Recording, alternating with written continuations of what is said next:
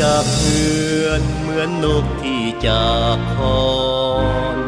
บ่ได้อาวรณ์ยามจรจากมาเฮ็ดให้ชีวิตได้มีคุณค่าเพื่อสอบหาแต่หนทางพระนิพพานมีเครื่องนุ่งห่มแต่สามผืนทั้งหลับทั้งตื่นมีแต่ความสดชื่นเบิกบานสมบัตินั้นมีแต่อัฐบริขารเลี้ยงสังขารกับอาหารของสาธุชนฝึกตน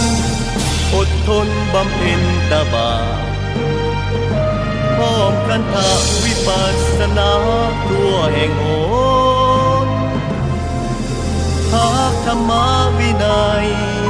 หลายกว่าชีวิตตนหวังหลุดพ้นวัฏ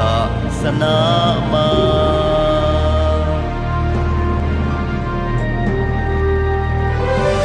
ออกจากเรือนเหมือนนกที่จากคอน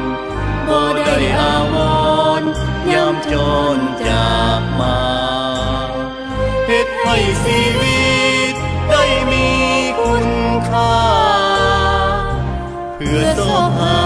แต่หนทางพระนิพพาน